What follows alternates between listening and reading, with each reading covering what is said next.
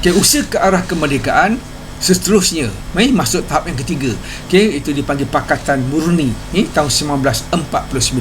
Okay, jadi kita jelaskan. Yang pertama tahun 1946 berlakunya apa yang dipanggil sebagai Kesatuan Melaya ataupun Malaya Union yang ditubuhkan oleh pentadbiran tentera British pada waktu itu. Okay, 1948 Kesatuan Melaya diganti dengan Persatuan Tanah Melayu 1948 dan masuk sekarang tahun 1949. Itu satu usaha yang dipanggil Pakatan Murni. Satu usaha yang dibuat untuk mewujudkan satu pakatan ataupun perpaduan. Antara usaha Pakatan Murni sebelum perikatan, pertama melalui penubuhan jawatankuasa hubungan antara kaum atau Communities Liaison Committee pada Januari 1949. Mulanya dianggotai oleh orang Melayu dan orang Cina. Jadi orang Melayu bernaung di bawah UMNO yang diketuai oleh Dato' Onn bin Jaafar, manakala orang Cina bernaung di bawah Persatuan Cina Melaya yang diterajui oleh Tan Cheng Lock pada waktu itu. Jadi pada Ogos 1949, satu jawatankuasa hubungan antar kaum telah dianggotai oleh 6 orang pemimpin Melayu dan 6 orang pemimpin Cina serta seorang wakil daripada kaum India, Sri Lanka, Serani dan Eropah. Jadi hasil daripada perundingan antara UMNO, CLC ini beberapa perkara telah dipersetujui. Yang pertama, penubuhan Lembaga Pembangunan Industri Desa ataupun Rural Industry Development Authority ataupun RIDA. Sekarang dikenali sebagai MARA. Tujuannya adalah untuk memajukan ekonomi dan pendidikan masyarakat luar bandar, terutamanya kaum Melayu pada waktu itu. Jadi MCA bersetuju untuk membiayai RIDA ini bagi membantu orang Melayu dari segi ekonomi dan juga pendidikan pada waktu itu. Kemudian persetujuan juga dicapai di mana kerakyatan negeri diberikan pada tahun 1951. Kerakyatan ini diberi kepada imigran ataupun orang dagang yang lahir di persekutuan.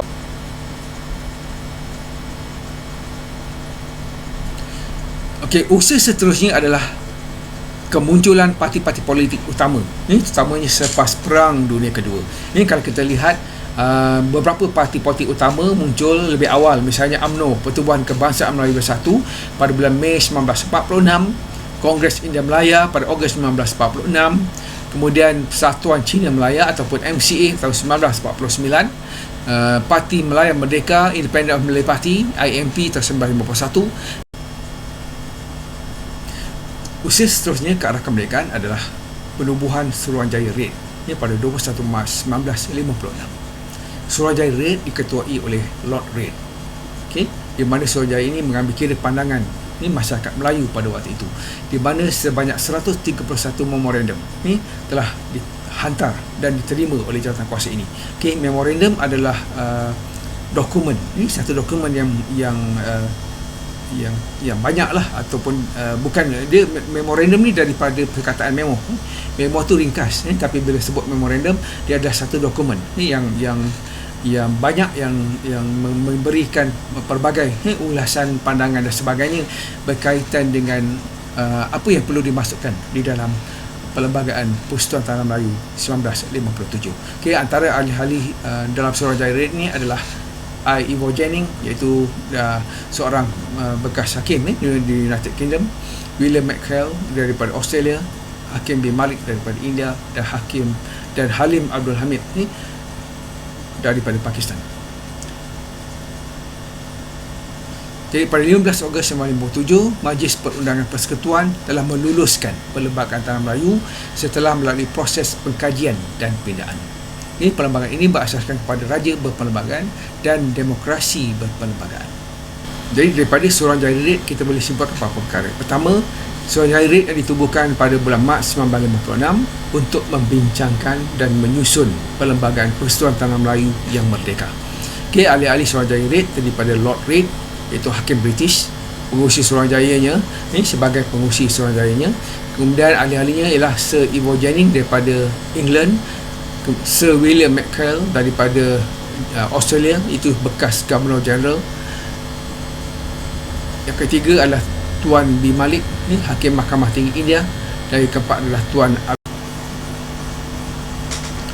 kesimpulannya dalam soalan ini kita boleh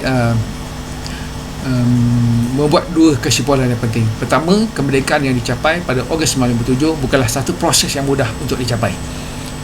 Kedua, matlamat kemerdekaan itu hanya dapat dicapai setelah melalui satu proses yang sangat panjang. Kita boleh nyatakan apa yang berlaku selepas ini. Jadi selepas Tanah Melayu merdeka, usaha-usaha telah dibuat untuk membentuk apa yang dipanggil sebagai gagasan Malaysia ataupun cadangan pembentukan Malaysia, dan akhirnya menjadi realiti pada bulan pada 16 September 1963, maka wujudlah sebuah negara baru yang dipanggil Malaysia. Ini yang terdiri daripada Tanah Melayu, Sabah dan Sarawak serta Singapura.